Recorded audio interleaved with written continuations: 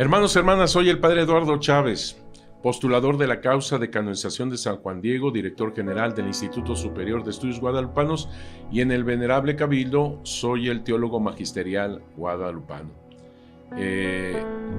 Es muy importante lo que estamos hablando sobre el evento guadalupano en este momento tan significativo de lo portentoso que ella es, especialmente en momentos, en conflictos tan tremendos que ha sufrido la Ciudad de México concretamente, después el país, el mundo entero.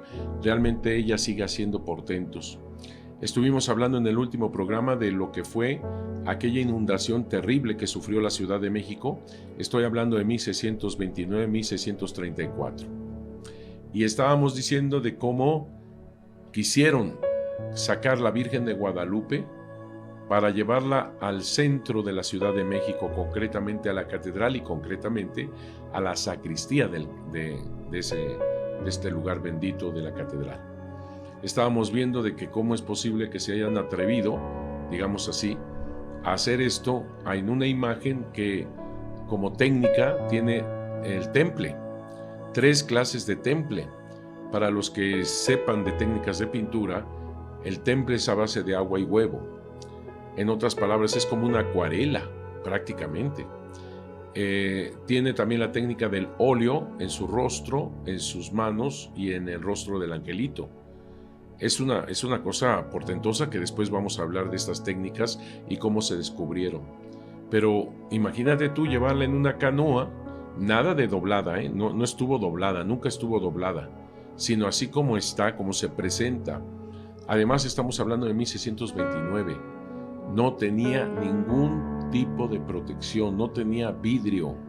El primer vidrio que tuvo la Santa Imagen como protección fue hasta 1647. Estamos hablando de 1629, imagínate tú, sin protección alguna, y trasladarla en canoa al centro de la Ciudad de México.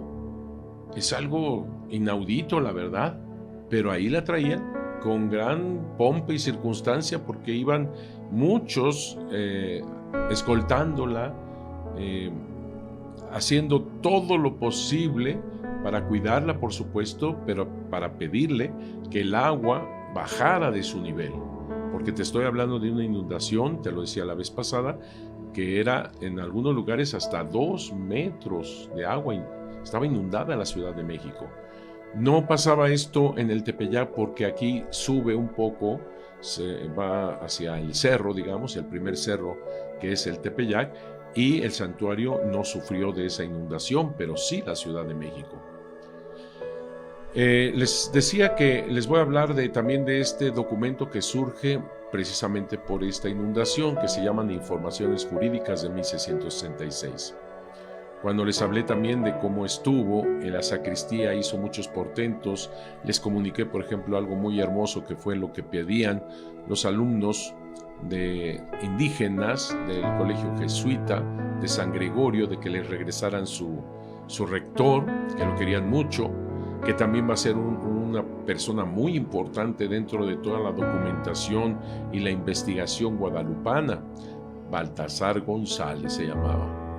Y como por esa cartita a los pies de Santa María de Guadalupe, leyéndola, porque también la visitó, el principal de los jesuitas vio la carta, la leyó, la comprendió y comprendió también lo que querían de regresar a este padre para ser nuevamente rector del Colegio de San Gregorio, Baltasar González.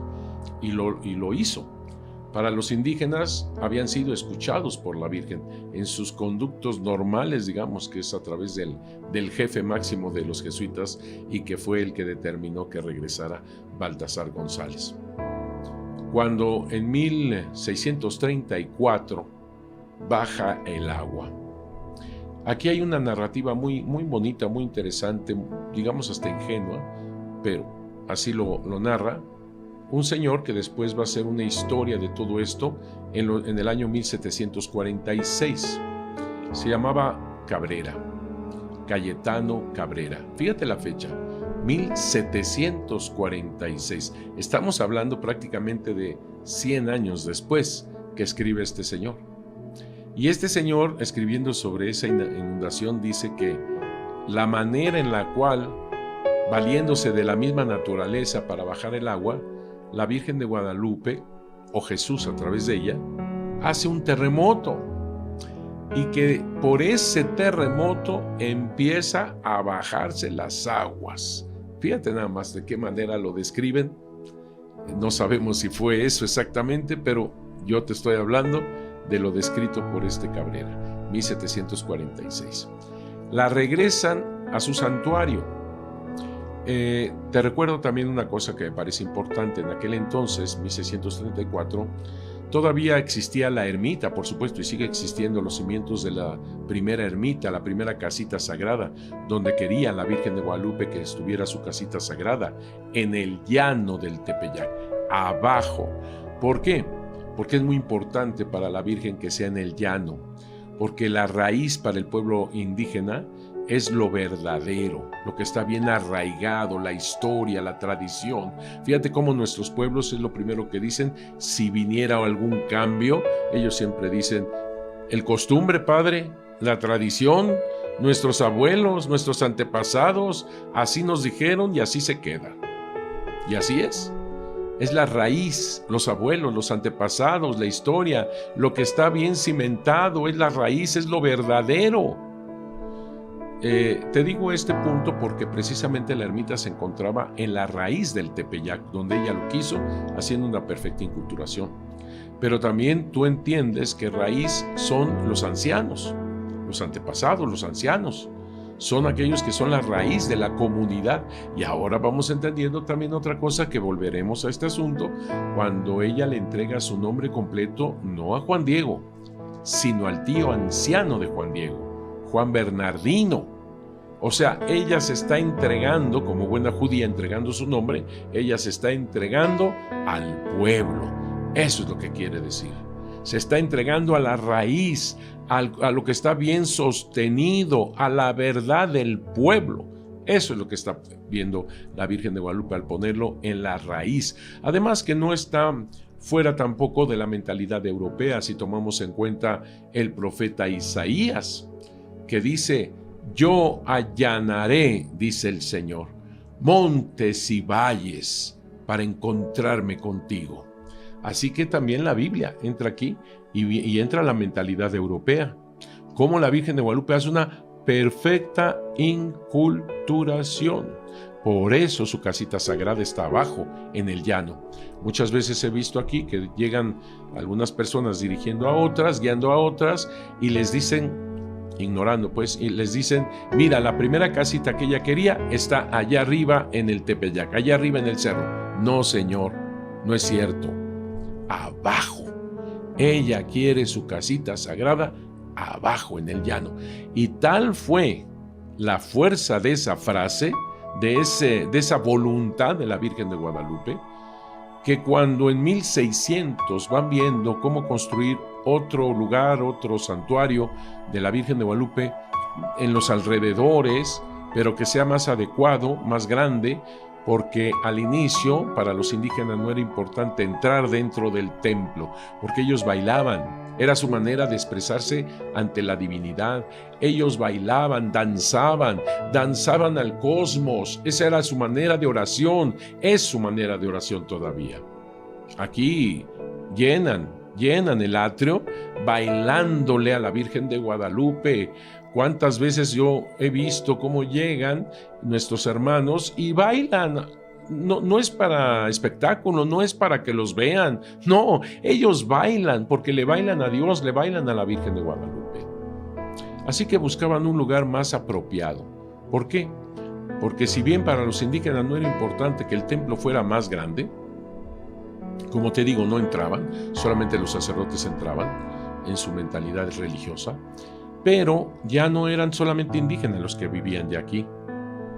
Habían mestizos, habían criollos, habían más españoles, así que era importante encontrar otro lugar para poder poner un santuario más grande. Y lo encontraron.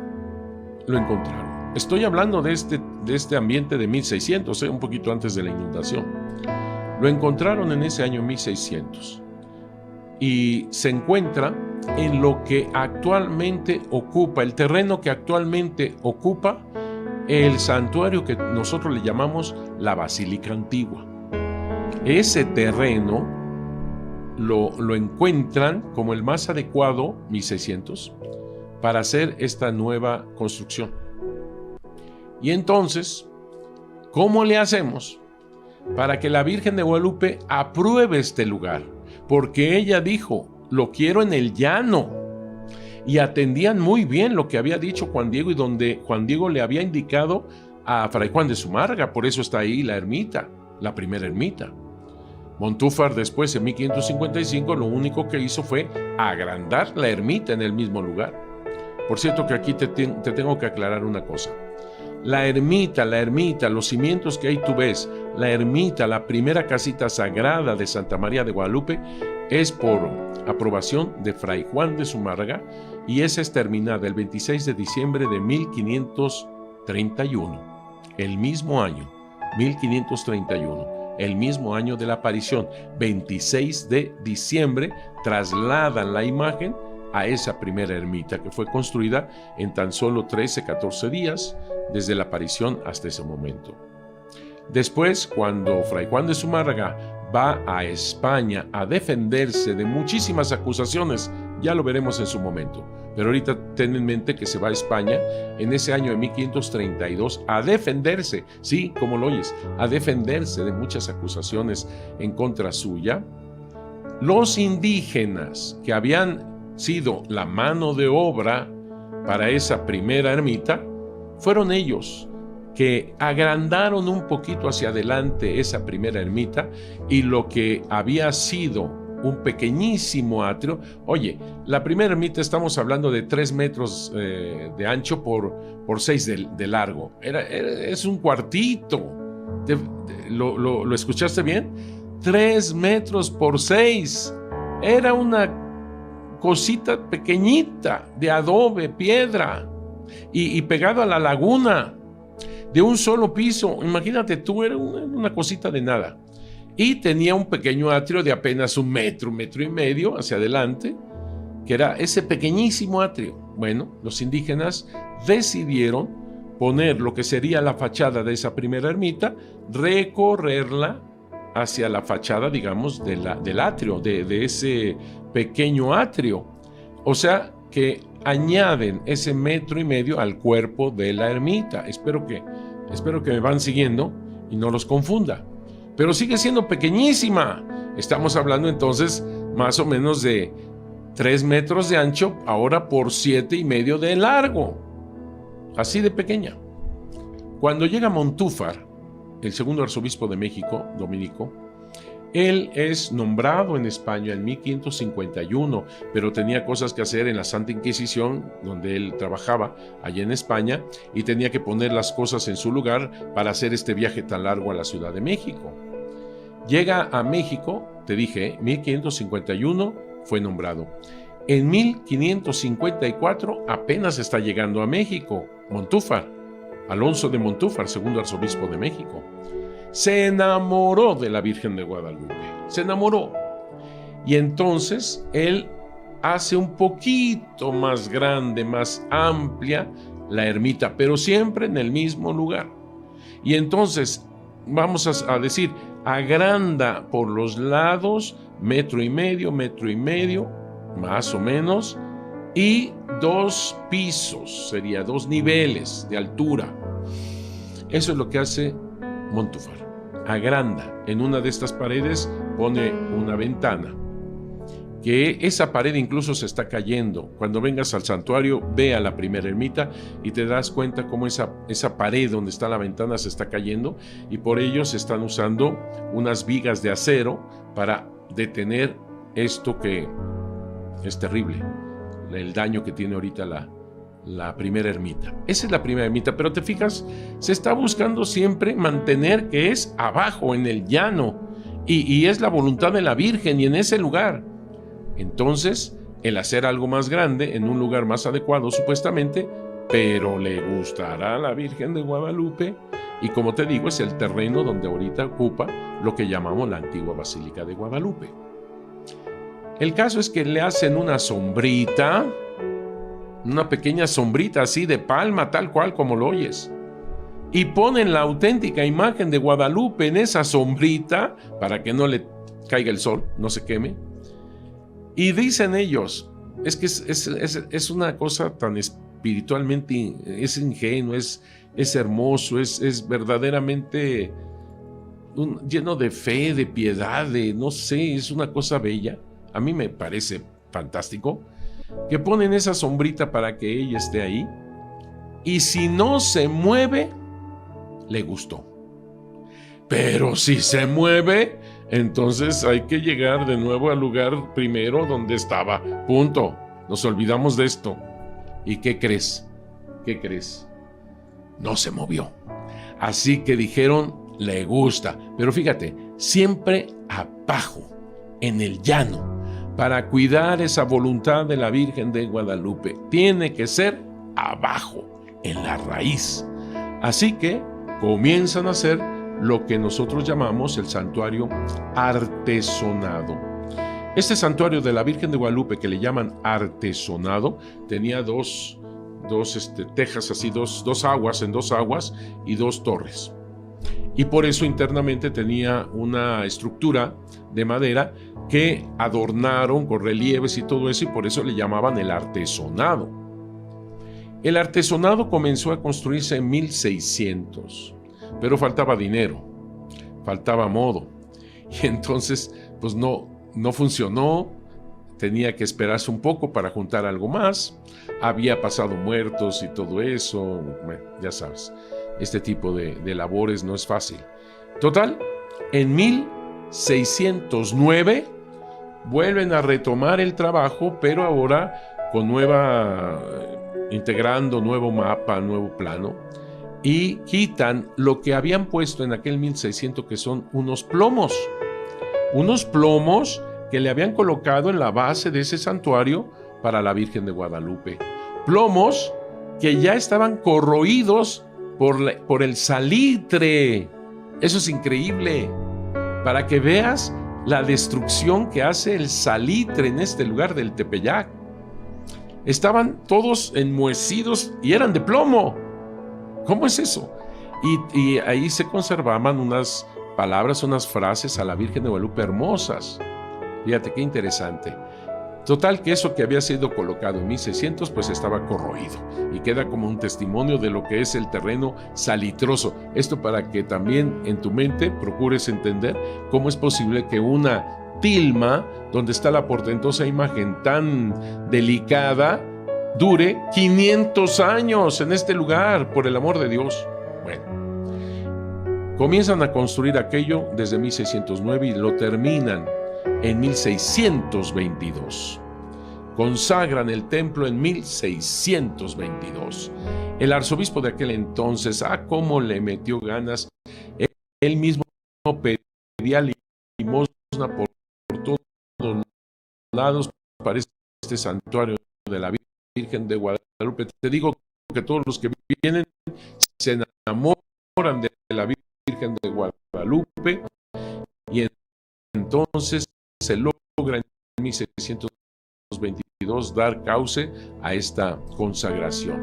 Ahora el santuario de espaldas tenía el Tepeyac y de frente tenía la Ciudad de México.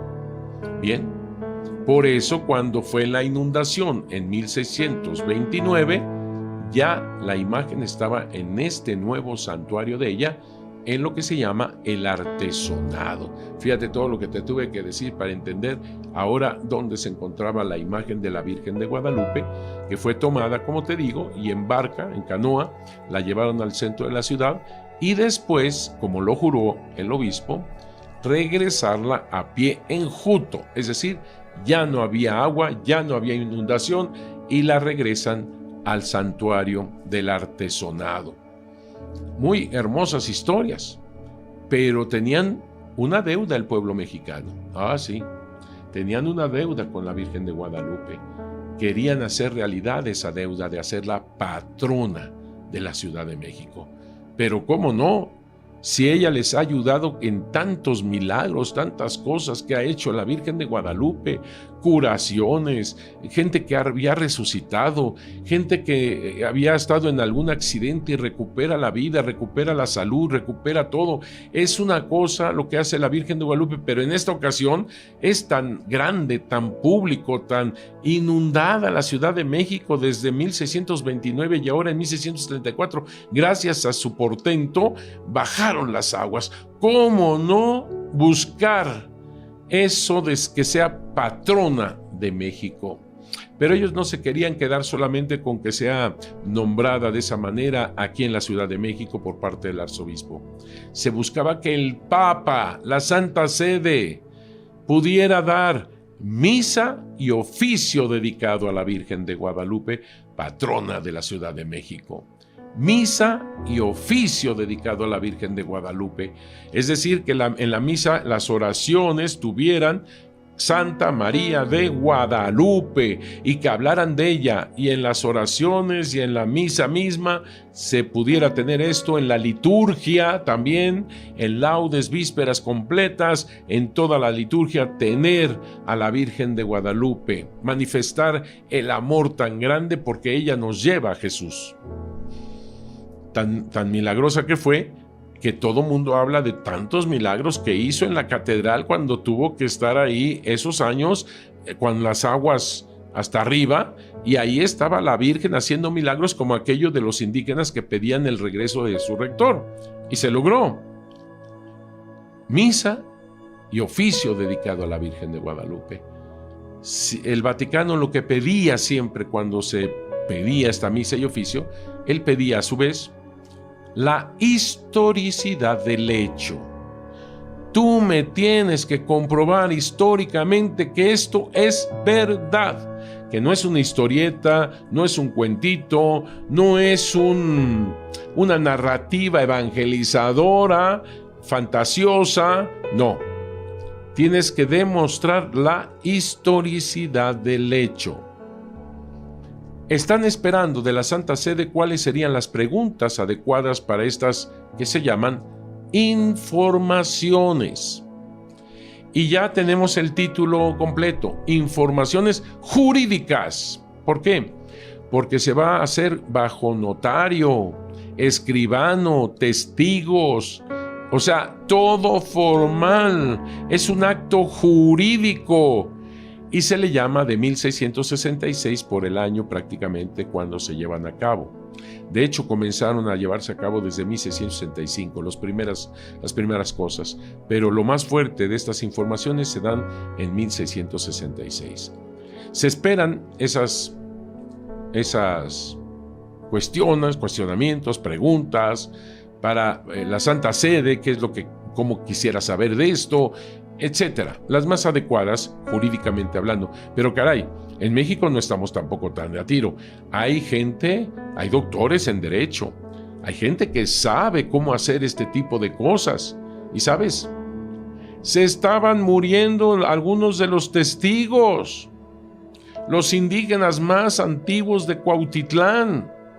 Habían unos de más de 100 años, tú dime, 115 años, 110, una indígena 85, etcétera, etcétera. Se nos van a morir y no llegan los requisitos, pues. Toma en cuenta las distancias, estamos hablando de 1666.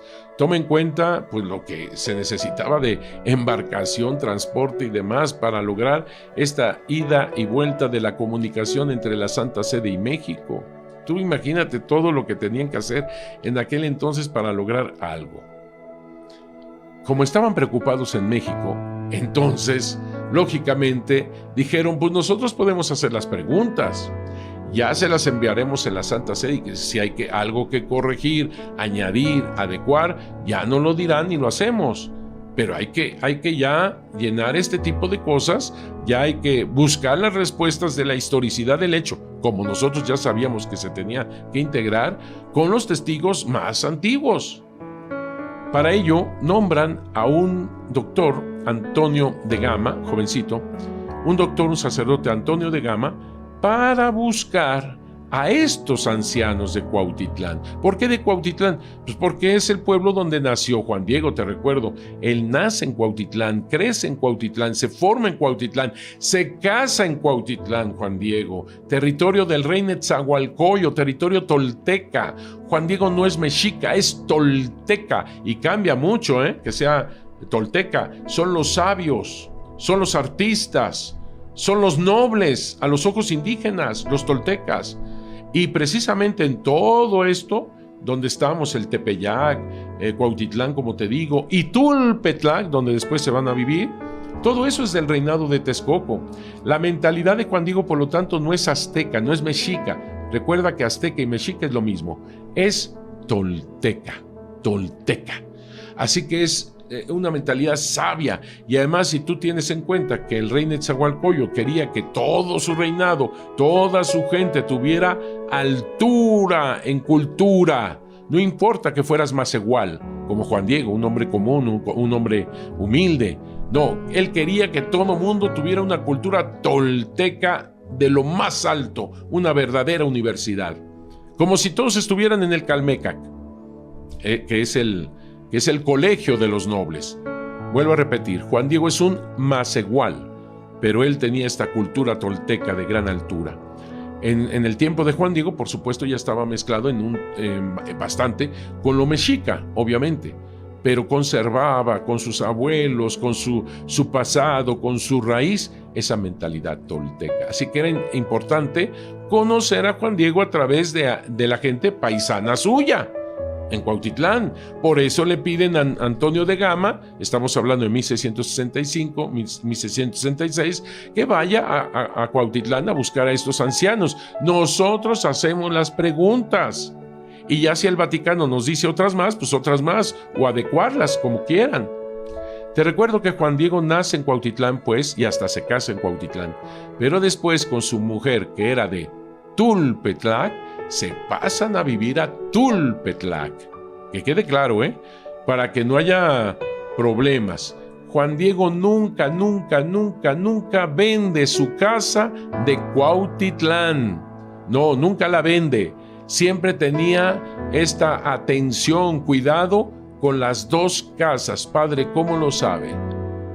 Porque hay un documento que se llama Nican Motecpana, en donde cuando Juan Diego ya señaló el lugar, ya se hizo la primera ermita, él quiso estar en una chocita al lado de la ermita del Tepeyac para cuidarla.